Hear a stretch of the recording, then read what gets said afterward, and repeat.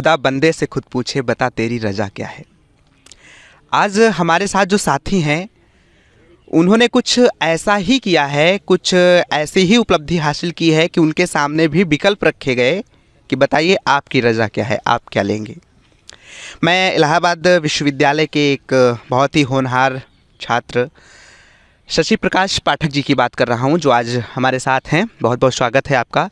मैं बता देता हूं कि आज हम किस लिए एक साथ आए हैं इस मंच पे, किस लिए हम बात करने वाले हैं। आपको बता दें कि शशि प्रकाश जी इलाहाबाद विश्वविद्यालय के छात्र रहे और इन्होंने प्रवेश परीक्षाएं दी दिल्ली विश्वविद्यालय की, जवाहरलाल नेहरू विश्वविद्यालय की, बनारस हिंदू विश्वविद्यालय की। आप जान रहे हैं तीनों अपने आप में प्रतिष्ठित विश्वविद्यालय हैं। और बीएचयू में इन्होंने 5वीं रैंक और दिल्ली विश्वविद्यालय में इन्होंने 4थी रैंक हासिल करी। तो ये जो उपलब्धि है इनकी, ये वास्तव में इलाहाबाद विश्वविद्यालय को, इनके साथियों को, हम सभी को गौरव की अनुभूति कराने वाली है। और चूंकि हम सभी कहीं ना कहीं छात्र जीवन में हैं और बहुत सारी परीक्षाएं हम सभी के लिए आगे आने वाली हैं, तो किन रणनीतियों से इन्होंने इन सब चीज़ों को हासिल किया वो सब कुछ जानना बहुत ज़रूरी है। और ऐसे ही जो विषय हैं उन पर बातचीत करने के लिए हम आज यहाँ पर इकट्ठा हुए हैं। तो शशि जी, बहुत बहुत स्वागत है आज आपका इस परिचर्चा में। सबसे पहले मैं शुरुआत यहीं से करता हूँ कि आपने ये उपलब्धि हासिल की, इसके बाद आपको स्वयं को कैसा महसूस हो रहा है? सबसे पहले आपको बहुत बहुत धन्यवाद कि आप एक बेहतरीन प्लेटफार्म दे रहे हैं जिससे जो हमारी नई पीढ़ी है, जो नए आने वाले छात्र हैं, वो भी इस चैनल के माध्यम से देखें और ख़ुद को एक अच्छा महसूस है कैसे हमारी तैयारी की जाए, कैसे नहीं की जाए। इसलिए आपको बहुत बहुत धन्यवाद, बधाई। और बात रही महसूस करने की, तो रिजल्ट आया, अच्छा लगा और चीज़ें कुछ सकारात्मक हुई और अब नई जिम्मेदारियां भी बढ़ गई हैं, परीक्षाएँ भी अब ज़्यादा हो चुकी हैं कि इससे इस सफलता को एक सबक में लें और आगे की रणनीति के साथ पुनः अपने नए पथ पे आगामी हों। शशि जी, चूँकि ये जो दौर था, कोरोना का काल था, सारी चीज़ें लगभग अस्त व्यस्त थी, कक्षाएं भी सही से नहीं चल रही थी, कोचिंग इंस्टीट्यूट भी बंद थे और जहाँ तक बात पुस्तकों वगैरह की है तो दुकानें भी लगभग बंद ही चल रही थी। तो इतनी सारी विषमताओं के बीच में भी आपने तैयारी की और अच्छी खासी रैंक हासिल की। तो कैसे आपने इन सभी स्थितियों को मैनेज किया, आप वो बताएं। आप सभी को पता है कि जो कोविड पीरियड चल रहा था उस टाइम पे चीज़ें काफ़ी अस्त व्यस्त थी। पूरा जनमानस उस समय पूर्णतः विराम की स्थिति में चल रहा था। तो उस टाइम पे इलाहाबाद में भी कमरे वगैरह भी इतने शोरागुल हो गए थे कि माहौल इतना अच्छा नहीं था इलाहाबाद में रहने के लिए। तो हमने घर पे ही तैयारियां प्रारंभ रखी स्टार्टिंग में। फिर यहीं से बुक वगैरह कटरा में उपलब्ध, उस टाइम पे एक मित्र थे, उन्हीं के प्राइवेट के माध्यम से गए और वहाँ से बुकें उपलब्ध हुई और घर पे ही हमने ज़्यादातर तैयारियाँ की, मतलब समय दिया। कोई खास टिप्स आप बताना चाहें जो हमारे नए साथी आ रहे हैं, कैंपस में प्रवेश ले रहे हैं, या जो इस क्षेत्र में परीक्षाएं देने वाले हैं? आप चूँकि आपके पास तीनों विश्वविद्यालयों का एक अनुभव है, तो कुछ खास चीज़ें जो आप बताना चाहें जो आपने अनुभव की हों। सबसे पहले तो मैं यही कहना चाहता हूँ कि जो भी नए प्रवेशी साल लेना चाहते हैं एडमिशन, वो ज़्यादा कुछ करने की ज़रूरत नहीं है। वो हर एक यूनिट को कवर करें, जैसे छोटे छोटे अपने लें लक्ष्यों को और उसको बेसिक से स्टार्ट करें और धीरे धीरे उससे कोई एक यूनिट लिए और उसको पकड़ कर उसको समाप्त करें, फिर सेकेंड यूनिट। हर एक मतलब हफ्ते या दिन का रूटीन बनाएं, उसके हिसाब से ही अपने आप को आगे करें, जिससे मतलब कि उनको ज़्यादा दिक्कत भी ना हो कि बड़ा लक्ष्य लेने के बाद छोटी छोटी चीज़ें महसूस नहीं होती हैं उतना। तो इसे छोटी छोटी टारगेट को लें और उसको अचीव करते जाएँ, लगातार करते जाएँ। उससे मतलब उनका एक कॉन्फिडेंस भी हाई रहेगा और चीज़ें सकारात्मक होती चली जाएंगी। उनको फिर परीक्षाओं में ज़्यादा दिक्कतें नहीं होंगी। और पहले ही ले लेंगे तो फिर वो भार ज़्यादा हो जाएगा, तो फिर उतना पढ़ने की इच्छा भी नहीं होती है। छोटा टारगेट नहीं, और जब उसको अचीव करते रहेंगे तो खुशी भी होती है कि हाँ, हमने इतनी चीज़ों को कंप्लीट किया। अब इसके लगातार मोरल हाई रहेगा। शशि जी का कहना है कि करत करत अभ्यास ते जड़मति होत सुजान, रसरी आवत जात ते सिल पर पड़त निशान। आप देख रहे हैं कि एक छात्र जिसने भारत के प्रतिष्ठित विश्वविद्यालयों में एक टॉप रैंक हासिल की है, वो बता रहे हैं कि छोटे छोटे टारगेट्स लेना और उन पर अनवरत रूप से कार्य करना, इस तरीके से आप बढ़ सकते हैं आगे और चीज़ों को हासिल कर सकते हैं। एक अहम सवाल ये भी उठता है कि मैंने देखा कि इलाहाबाद विश्वविद्यालय आने के बाद हम चाहें या ना चाहें, हमारी इच्छाओं का कोई सवाल ही नहीं उठता है, लगाव अपने आप हो जाता है इस विश्वविद्यालय से। और तमाम साथी ऐसे हैं जो यहाँ के आए तो यहीं के होके रह गए, यहीं पढ़े, यहीं पढ़ाए, सब कुछ यहीं से। बहुत सारे लोग तो हैं जो सेटल भी हैं। कल मैं बनारस हिंदू विश्वविद्यालय के इतिहास विभाग के एचओडी श्रीमान केशव मिश्रा जी से मिल रहा था, तो उन्होंने एक बात कही, सिद्धार्थ जी, ना साम्यवाद ना समाजवाद, सबसे बढ़कर इलाहाबाद। तो जब आपने ये सारी चीज़ें हासिल की, आपके सामने, जैसा मैंने पहले भी कहा, खुदा बंदे से खुद पूछे बता तेरी रजा क्या है, आपके सामने भी तमाम ऑप्शन रखे गए, जेएनयू, बीएचयू और डीयू, इलाहाबाद भी आपके पास ऑप्शन था। तो वो कौन से कारक हैं, वो कौन से तत्व हैं, क्या चीज़ें देख करके आपने कैसे आगे का डिसीजन लिया? इन सारे ऑप्शन में से आप क्या चुनेंगे और क्यों चुनेंगे? जहाँ तक रही बात इलाहाबाद की, तो इलाहाबाद अपने आप में भी एक अभी साम्राज्य सा है। इस मतलब एक जो लगाव है यहाँ की पावन भूमि से, प्रयागराज के, कहा भी जाता है कि कोई, जैसे हम तो लोकल के ही हैं, जो ज़्यादातर जो बाहरी अभिभावक भी मिले और दोस्त वगैरह भी मिले, तो उन्होंने कहा कि प्रयागराज भूमि एक ऐसी उर्वरक भूमि है जो यहाँ का है, मतलब ये भूमि हमेशा कुछ ना कुछ दे के गई है, बिल्कुल, कभी किसी को खाली हाथ नहीं दी है। तो यहाँ से मतलब लगाव रहा है। और पहले भी हमारे जो भी एलुमनी रहे हैं, उन्होंने भी ये दिखाया है, आईएएस और पीसीएस वगैरह और तमाम क्षेत्रों में गए। लेकिन बात अभी कुछ 1-2 वर्षों में आपने भी ऐसा महसूस किया होगा कि यहाँ का जो प्रशासन है या फिर और भी चीज़ें हुई हैं, बदली हैं। हिंदी मीडियम का क्रेज़ भी कुछ डाउन हुआ है। और इस टाइम पे दिल्ली उसके लिए, मतलब साहित्यकारों की भी अगर गढ़ पहले बनारस और इलाहाबाद रहता था, और इस टाइम पे आज राजधानी बनी हुई है। तो ये सब तमाम और कई मुद्दे हैं, सुविधाएं वगैरह और फेस्टिवल वगैरह भी जैसे यहाँ पे कुछ कम हो रहे हैं लगातार, उसके लिए भी कुछ कार्य करना चाहिए, और वो काम हो नहीं पा रहे हैं। इस वजह से सोच रहे हैं कि दिल्ली जी। बीएचयू में वो भी आपके पास एक अच्छा ऑप्शन था, और तो बीएचयू को आपने किस लिए नहीं चुना? वहाँ पे क्या कमियाँ दिखी आपको? मसलन ये था कि मुझे भविष्य के लिए सिविल के लिए भी प्रिपरेशन करनी थी। तो सिविल और साहित्य का जो गढ़ भी है राजधानी, इन तमाम सामंजस्य को स्थापित करते हुए मैंने दिल्ली का डिसीजन लिया है। अच्छा, एक शशि जी, दिल्ली का आपने डिसीजन लिया, सही बात है। कई बार होता है हम किसी भी शहर में रहने के लिए जाते हैं तो हर शहर की अपनी अपनी कीमत है। इलाहाबाद की अपनी कीमत है, दिल्ली की अपनी कीमत है, बनारस की अपनी कीमत है, मुंबई की अपनी कीमत है। तो यहाँ में, और चूँकि आप दिल्ली डिसीजन लिए हैं तो आपने तुलनात्मक अध्ययन ज़रूर किया होगा, तो यहाँ के कीमत में जो इस शहर की कीमत है और वहाँ की जो कीमत है उस शहर की, क्या एक साधारण परिवार का छात्र, एक मध्यम वर्गीय छात्र दिल्ली को वहन कर सकता है? आपने क्या अनुभव किया यहाँ की कीमत में और वहाँ की कीमत में? यहाँ और वहाँ की कीमत में डिफरेंस तो कुछ है, लेकिन अगर कुछ सकारात्मक अगर छात्र हैं जो वाकई पढ़ना चाहते हैं, तो आप वहाँ पे तमाम रोज़गार के भी माध्यम है। जैसे आप वहाँ पे राजधानी है तो आप समझ सकते हैं कि कुछ ना कुछ चीज़ें रोज़गार से स्वीकृत हो सकती है। जैसे आप मान लीजिए आप लेख लिख रहे हैं और भी चीज़ें हैं, तो आप वहाँ से कुछ पैसा अपने पार्ट टाइम अर्न कर सकते हैं। तमाम कॉल सेंटर वगैरह हैं, 1-2 घंटे वहाँ भी टाइम दे सकते हैं। और भी चीज़ें हैं, मतलब कि वहाँ पे रहने से माहौल एक अच्छा क्रिएट होगा, क्योंकि इस टाइम पे जितने भी अधिकारी वगैरह हैं, जितने भी साहित्यकार हैं और भी मतलब तमाम जितनी भी बड़ी हस्तियाँ हैं, उनकी जो आवास है या फिर कुछ भी देखा जाए तो वो दिल्ली ही बना हुआ है। और वैसे भी दिल्ली सेंटर है, तमाम वहाँ पे विविधताएँ भी देखने को मिलेंगी।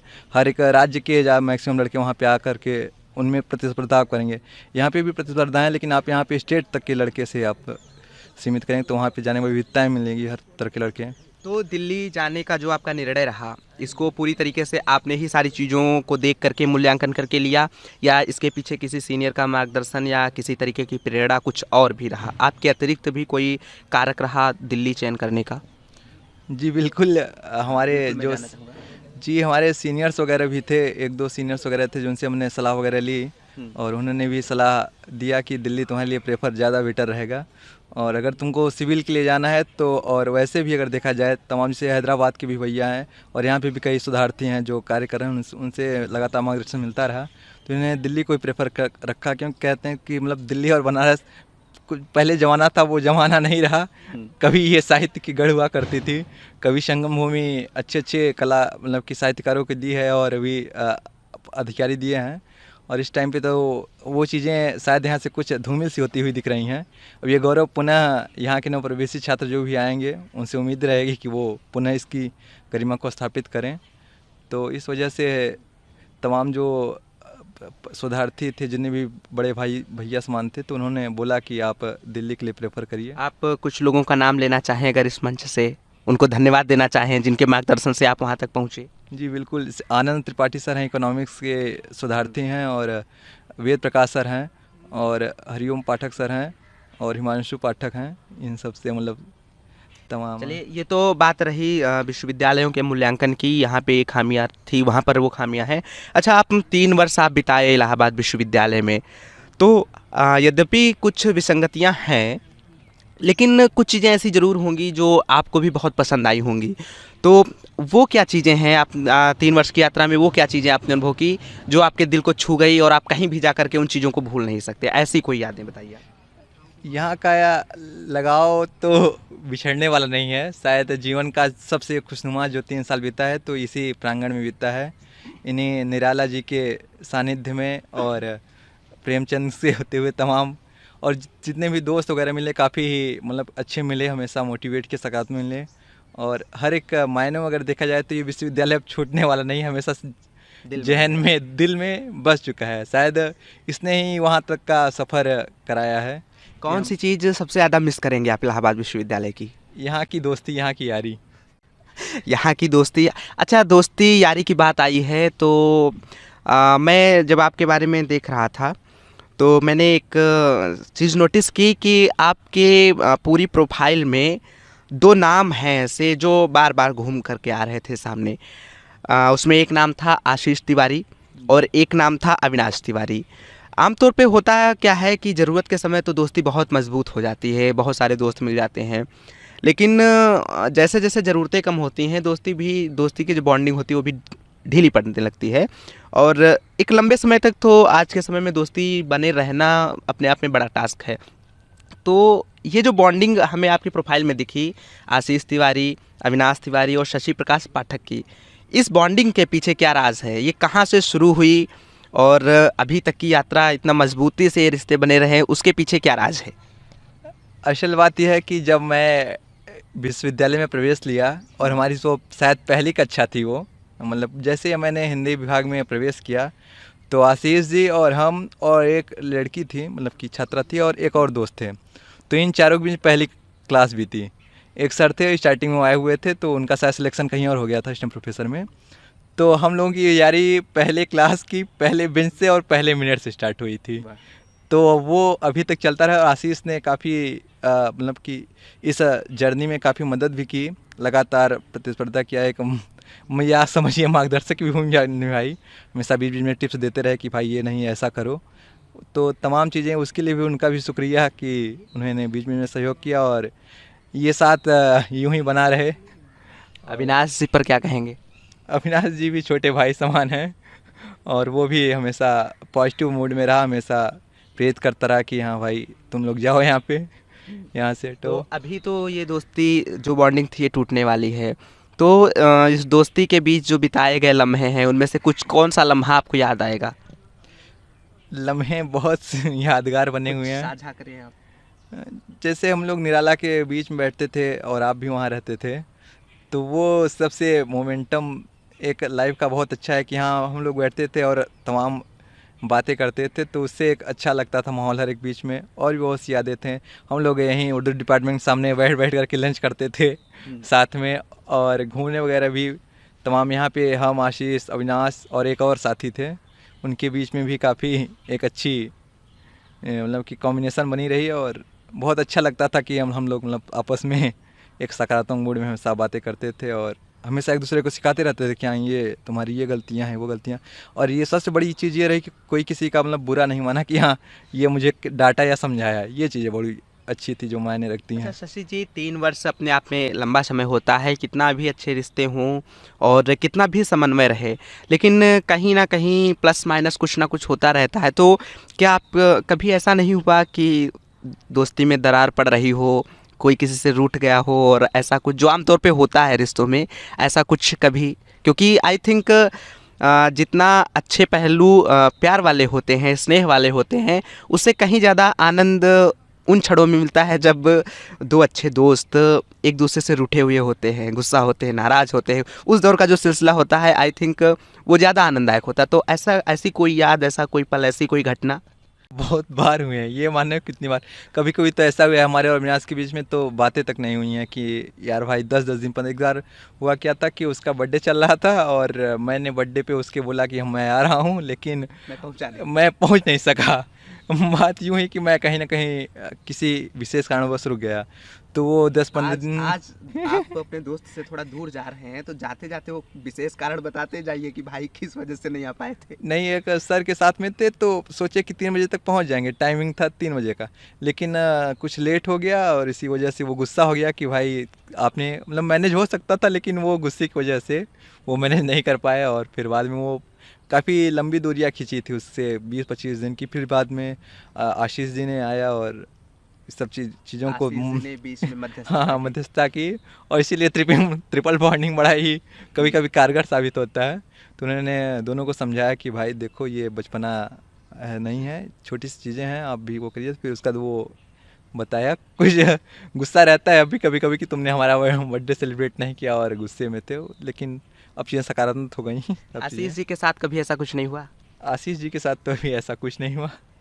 चलिए ठीक है, ये बात रही। आपने BHU टॉप किया, उसे लेकर के दोस्ती में क्या चल रहा है, कैसे आपकी बॉन्डिंग बनी, कहाँ तक पहुँचे? मैं जब आपकी प्रोफाइल को देख रहा था तो एक बहुत ही ख़ास मोमेंट मैं आप सभी को बताना चाहूँगा कि इलाहाबाद विश्वविद्यालय के प्रत्येक छात्र के रग रग में क्रिएटिविटी कूट कूट करके भरी रहती है। यहाँ का कोई भी छात्र आपको बिना किसी कौशल के नहीं मिलेगा, बिना किसी क्रिएटिविटी के नहीं मिलेगा। हर कोई कुछ ना कुछ कर रहा है। अभी जिस समय पूरी दुनिया पर्यावरण दिवस मना रही थी, उस समय इस परिसर से भी एक आवाज़ उठी थी वृक्षारोपण की, और काफ़ी संख्या में पौधे लगाए गए थे। और ना सिर्फ प्रयागराज जनपद में, ना सिर्फ उत्तर प्रदेश में, बल्कि प्रदेश से बाहर भी तमाम वृक्षों का रोपण किया गया था।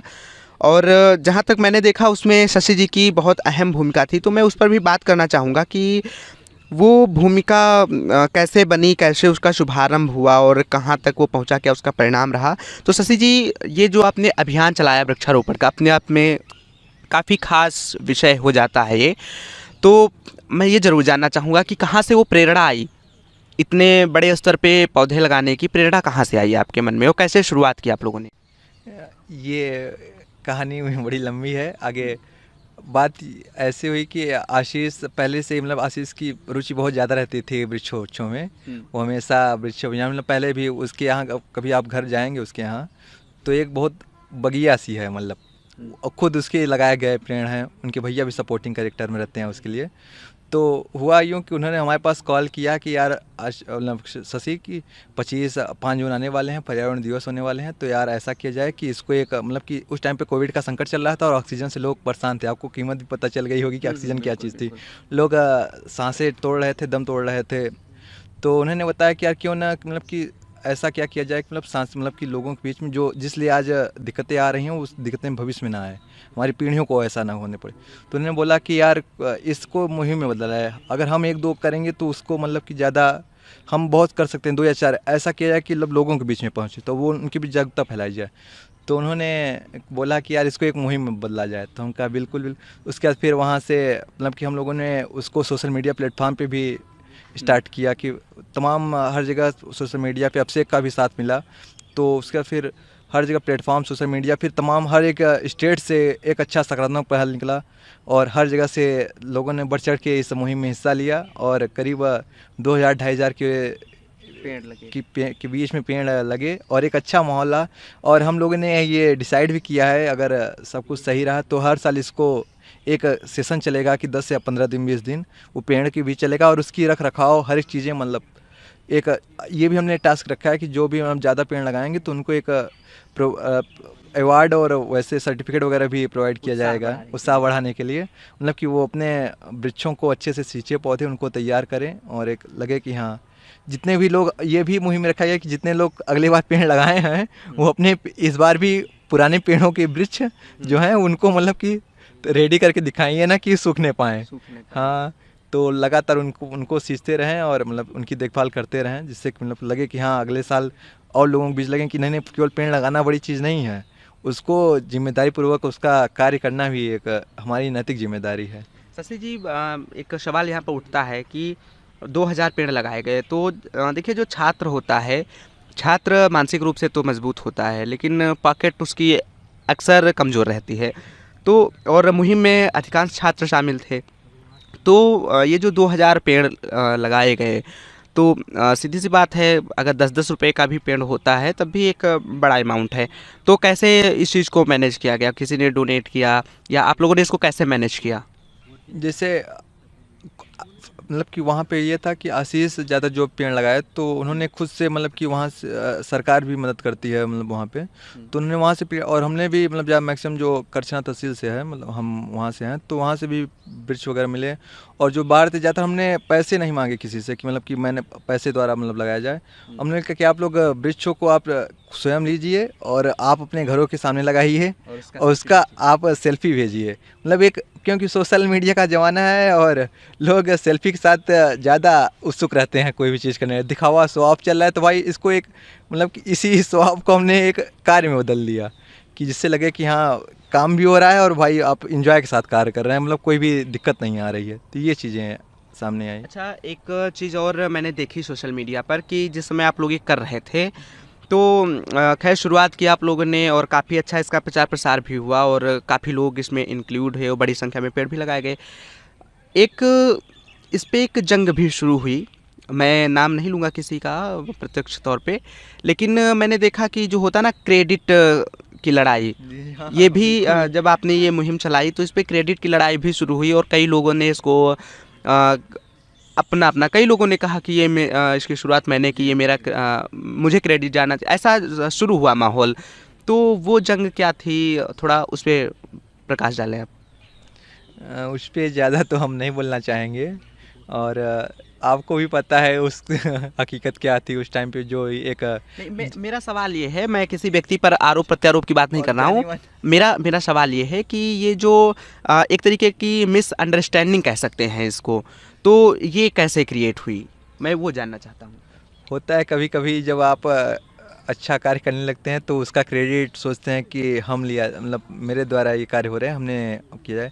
और जब ये चीज़ें तब ज़्यादा बुरी लगती हैं कि जब कोई एक प्रतिष्ठित व्यक्ति या प्रतिष्ठित संस्था का जो भी चैनल है उसका जब मेन फाउंडर वगैरह करता है तो चीज़ें ज़्यादा दिक्कतें करती हैं। बाकी मैं प्रत्यक्ष तौर पे नाम नहीं लेना चाहूँगा कि वो क्या थी। चलिए ठीक है, वो अलग का विषय था। तो आपने वृक्षारोपण किया, चलिए बहुत अच्छी बात है। राजनीतिक पक्ष पे जब हमने आपके नज़र डाली तो मैंने देखा कि आप एनएसयूआई के कार्यकर्ता भी रहे, अब सक्रिय रहे निष्क्रिय रहे वो अलग का विषय है, लेकिन एनएसयूआई से आपका लगाव रहा।